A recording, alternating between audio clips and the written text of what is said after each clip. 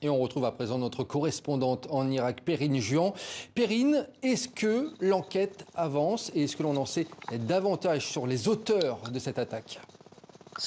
Alors, aucune faction n'a revendiqué l'attaque pour l'instant, mais les milices chiites pro-Iran sont pointées du doigt parce que cette attaque est survenue 2 jours après de violents affrontements à Bagdad entre les forces gouvernementales, les forces de sécurité et les partisans du Hashd al-Shaabi, ce très puissant groupe paramilitaire proche de l'Iran.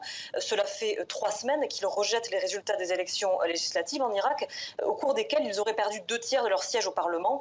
Les résultats des élections reflètent en tout cas la colère envers les groupes armés soutenus par l'Iran, mais eux qualifient ces résultats de fraude et d'escroquerie. Et ils ont entamé un sit-in près de la zone verte de Bagdad il y a 3 semaines et se disaient prêts à l'affrontement militaire. Et leur manifestation a dégénéré ce vendredi lorsqu'ils ont tenté d'attaquer la zone verte de Bagdad et que la police a répondu par des gaz lacrymogènes et des tirs à balles réelles, tuant 2 manifestants.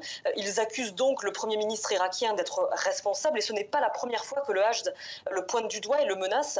Il accuse même, je cite, d'être un traître au service des Américains. Le Premier ministre a quant à lui appelé à un apaisement, vous l'avez dit, mais il s'est montré par le passé totalement impuissant face à ces milices lourdement armées, accusées d'être, elles, derrière les attaques des intérêts américains en Irak et assassinats ciblés d'opposants. Elles ont en tout cas réfuté ces accusations et le porte-parole du ministère iranien des Affaires étrangères a quant à lui condamné cette tentative d'assassinat en appelant les Irakiens à prendre conscience des conspirations qui visent la sécurité et le développement de l'Irak. Les précisions de Perrine Juan. Merci beaucoup, Perrine.